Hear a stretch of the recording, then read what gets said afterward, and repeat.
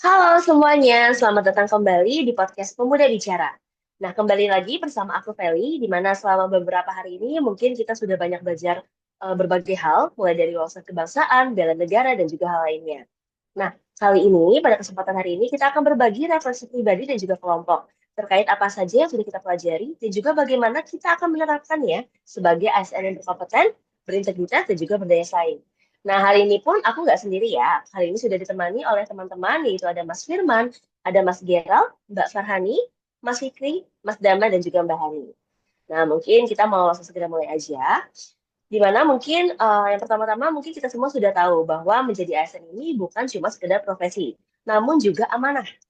Nah, selama beberapa hari ini banyak sekali momen yang membuat kita sadar bahwa ASN itu punya peran strategis. Bukan hanya di kantor, namun juga dalam kehidupan berbangsa. Pertanyaan besarnya adalah, bagaimana semua pembelajaran ini bisa kita terapkan dalam keseharian? Mari kita bahas satu persatu ya. Nah, mungkin yang pertama, aku mau bahas terkait wawasan kebangsaan, di mana ada 4 konsensus dasar berbangsa, yaitu ada Pancasila, UUD 1945, NKRI, dan juga Bhinneka Tunggal Ika. Nah, aku mau tanya dulu nih yang pertama sama Mas Firman. Menurut Mas Firman, kalau boleh tahu nih, 4KDB ini Mas Firman, bagaimana bisa menjadi pedoman moral bagi ASN? Silakan boleh dijawab Mas Firman. Oke, jadi 4KDB itu ada hubungannya dengan tugas individu ya, ya walaupun belum sempat ngerjain. Jadi 4KDB itu yang pertama ada Pancasila, yang kedua UUD 45, yang ketiga NKRI, yang keempat Bhinneka Tunggal Ika sebagai pedoman keragaman. Oke, jadi untuk yang pertama Pancasila itu dalam kehidupan sebagai ASN bisa kita ambil dia itu sebagai pedoman moral kali ya. Jadi ya itu untuk mengajarkan selalu berperilaku adil, berperikemanusiaan, menjaga persatuan, bermusyawarah mufakat, dan memastikan keadilan sosial bagi setiap kebijakan dan pelayanan yang diberikan kepada masyarakat. Kemudian yang UUD 45 itu sebagai bingkai konstitusional dan legalitas, bisa kita ambil sebagai menjadi pedoman hukum tertinggi, di mana kita menjalankan tugas itu sesuai dengan koridor hukum yang ada, yang berlaku. Serta menjamin hak konstitusional warga negara dan mencegah penyalahgunaan wewenang. Kemudian kalau tadi NKRI itu yang sebagai komitmen integritas, di mana kita itu membuat kepentingan bangsa dan negara itu di atas kepentingan pribadi atau golongan. Dan terakhir ada Bhinneka Tunggal Ika. Bhinneka Tunggal Ika itu sebagai pedoman dalam keragaman. Nah ini sebagai pedoman dalam berinteraksi dengan rekan kerja dan masyarakat kita yang majemuk. Jadi intinya dengan internalisasi 4KDB tadi, kita nggak hanya menjalankan tugas secara administratif, tapi mengemban misi sebagai pelayan masyarakat dan menjaga nilai kebangsaan. Kira-kira gitu. Oke, terima kasih Mas Firman. Aku setuju banget sama Mas Firman bahwa memang tanpa pedoman-pedoman tadi itu mungkin kita sebagai ASN bisa kehilangan arah gitu ya. Nah, mungkin selanjutnya kita mau masuk ke yang tantangan masa kini. Contohnya adalah radikalisme, disinformasi, dan juga korupsi. Di mana itu semua merupakan ancaman yang nyata. Nah, aku mau tanya sama Mas Geral, kalau menurut Mas Geral, mana di antara ketiga tadi dari radikalisme, disinformasi, dan juga korupsi, mana hal yang paling dekat dengan dengan kehidupan generasi muda sekarang? Boleh dijawab Mas Kiral? Baik, menurut saya pribadi ya, ancaman yang paling dekat itu dengan ke depan kita sebagai generasi muda itu adalah disinformasi. Kenapa? Yang pertama itu generasi muda kan sekarang tuh di era digital ya, sangat aktif menggunakan media sosial dan internet. Informasi itu beredar sangat cepat, tetapi tidak semuanya benar. Yang kedua, banyaknya berita palsu, hoax, dan konten yang menyesatkan dan bisa mempengaruhi cara berpikir, pilihan, bahkan sikap kita sebagai generasi muda.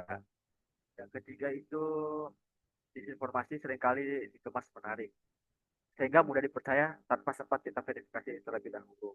Yang keempat itu dampaknya bisa serius, yaitu bisa memecah belah persatuan, mempengaruhi pilihan politik, bahkan membuka jalan bagi paham radikal dan praktik korupsi.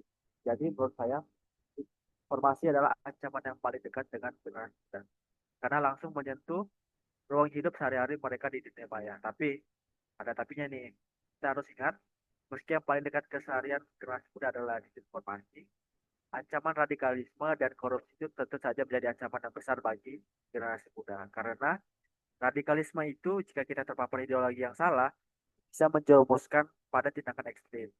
Kedua itu korupsi. Meskipun terlihat lebih banyak dilakukan oleh pejabat-pejabat kita ya di Indonesia, dampak yang bisa dirasakan itu langsung ke generasi muda adalah misalnya berkurangnya akses pendidikan, lapangan pekerjaan, dan infrastruktur pembangunan di Indonesia yang sangat kurang. Itu juga sih mungkin Bang Felis. Terima kasih. Oke, aku juga setuju banget sama Mas Gerald bahwa memang di dunia digital seperti sekarang, disinformasi menjadi tantangan utamanya. Seperti itu ya. Nah, kalau gitu kita mungkin mau next ke topik selanjutnya. Kalau sekarang mungkin dari sisi bela negara nih. Bela negara mungkin sering disalahpahami sebagai hal yang semata-mata itu hanya fisik aja. Padahal sebenarnya bela negara itu lebih luas ya pemahamannya.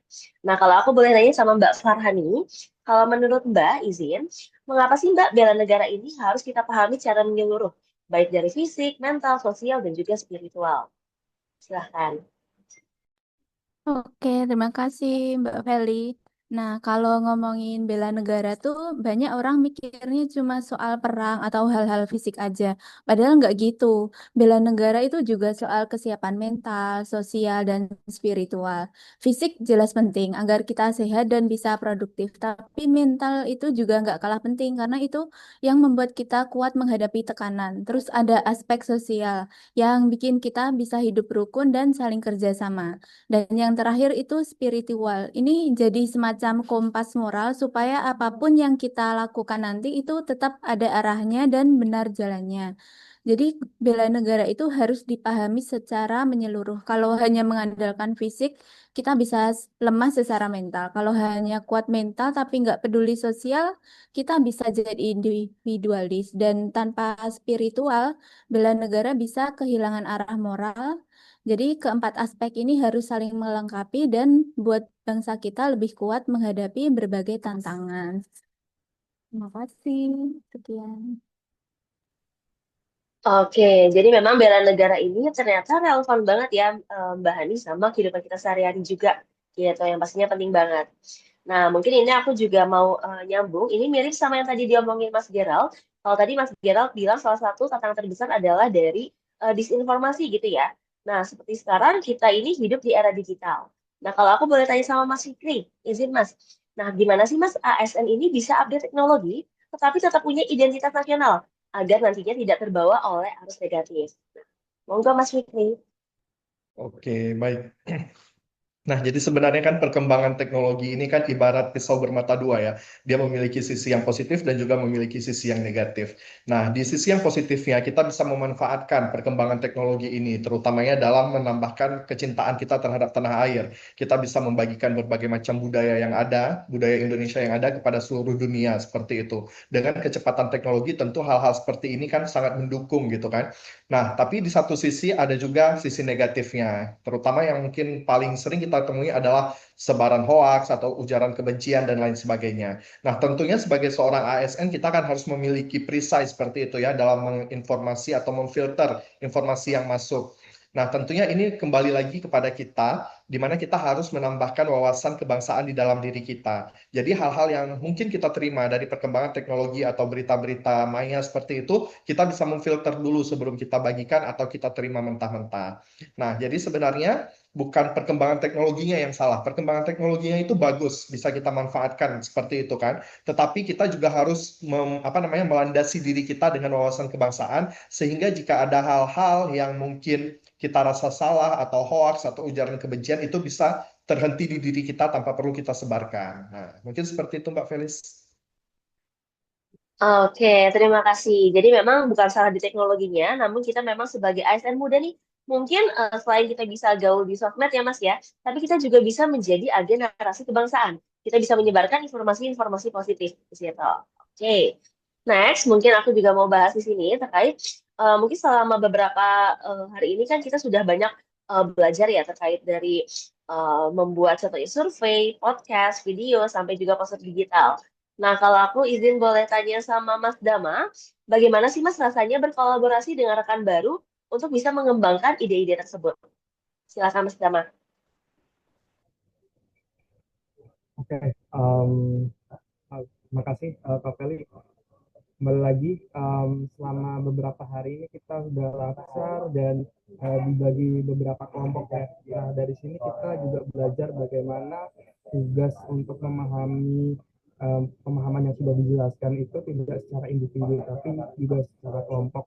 Nah, berkaitan dengan wawasan kebangsaan ataupun teori-teori yang sudah kita dijelaskan sebelumnya, aku coba kaitkan dengan nilai kolaboratif. Nah, hal ini juga berkaitan dengan beberapa poin. Yang pertama, tentang kita belajar tentang gimana sih kita memberi kesempatan kepada berbagai pihak untuk kontribusi. Dari tugas yang ada, terdapat beberapa elemen yang harus dikerjakan. Nah, tentu dengan memberi kesempatan dengan rekan-rekan kerja yang lain, itu sama halnya mengimplementasikan secara langsung nilai kolaboratif tersebut. Jadi dalam pengerjaannya nggak cuma 1-2 orang saja yang mengerjakan, tapi semuanya punya porsi masing-masing untuk berkontribusi. Itu yang pertama. Nah, yang kedua ini juga yang menarik yang saya dapatkan tentang berbagi informasi dan pengetahuan. Meskipun kita sekarang sudah ada di PO yang punya satu nama instansi, tapi kita tentu berangkat dari latar belakang yang berbeda-beda. Misalkan saya di sini ketemu Kak Fani, Kak Fikri yang tentu juga punya latar belakang akademisi. Nah, ini juga akan memberi cara pandang yang berbeda nih dalam kita mengerjakan tugas, sehingga nanti melengkapi ketidakpemahaman saya terhadap hal tertentu, tapi bisa ditambal nih oleh rekan-rekan yang lain. Nah, berkaitan dengan nilai kebangsaan yang lain ataupun algoritma kebangsaan, ini juga kaitannya dengan gotong royong. Gotong royong yang kita lihat sekarang itu bukan yang benar di lapangan secara langsung kita kerja bakti membersihkan lingkungan secara bersama-sama, tapi kita juga bisa memanfaatkan teknologi untuk berkomunikasi, saling berbagi pengetahuan dan berbagi keterampilan seperti itu.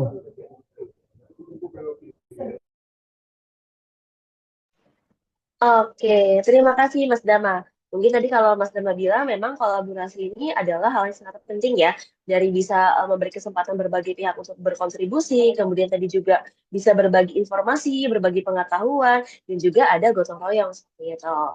Nah, mungkin next-nya kita mau berbicara untuk masa depan nih. Kalau kita mau ngomong soal masa depan, izin aku mau tanya sama Mbak Fani, langkah konkret apa sih Mbak yang kira-kira bisa kita lakukan supaya nantinya Kementerian Pekerjaan Umum bisa lebih dikenal di masyarakat? Silakan Mbak Fani. Baik, Mbak Feli, untuk harapan kita di masa depan, menurut saya sebenarnya dari semua yang kita pelajari dalam 4 hari ini, jika memang benar-benar kita bisa implementasikan, kita lakukan di pekerjaan kita sehari-hari, saya yakin bahwa kita sebagai insan PU di masa depan itu dapat membuat suatu perubahan yang baik di dalam instansi kita. Jadi bisa dimulai dengan hal-hal kecil gitu, misalnya seperti tepat waktu dalam bekerja dan juga misalnya sesimpel bekerja sama dengan baik, dengan komunikasi yang baik, saling menghargai. Menurut saya dari hal-hal kecil nanti pasti akan membawa perubahan besar sehingga ke depannya kita dapat mencapai suatu tujuan yang besar bersama. Mungkin dari saya itu saja, Mbak. Makasih. Oke, terima kasih Mbak Fani. Jadi memang ya, mungkin kita bisa mulai dari hal-hal kecil dulu, karena kalau misalnya hal-hal kecilnya sudah kita mulai, nanti lama-lama akan berdampak besar. Gitu, oke. Nah, mungkin dari refleksi kita hari ini, saya menangkap benang merah nih, di mana mungkin ASN yang ideal ini bukan hanya soal skill aja ya, tapi juga soal nilai. Di mana tadi dari pelatihan-pelatihan kan kita sudah belajar ada wawasan kebangsaan, kesadaran akan ancaman bangsa, bela negara, pentingnya teknologi, dan juga masih banyak halnya. Nah, mungkin ke depan tugasnya kita semua adalah untuk mengubah semua pembelajaran yang sudah kita pelajari ini menjadi sebuah aksi nyata.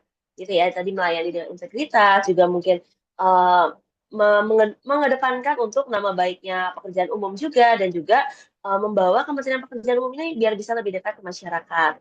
Nah, aku mau mengucapkan terima kasih untuk Mas Firman, Mas Gerald, Mbak Farhani, Mas Fikri, Mas Dama, dan juga Mbak Fani. Terima kasih juga untuk para pendengar setia yang sudah mendengarkan. Mari kita wujudkan ASN yang berkompeten, berintegritas, dan juga berdaya saing. Sampai jumpa di lain waktu. Selamat siang.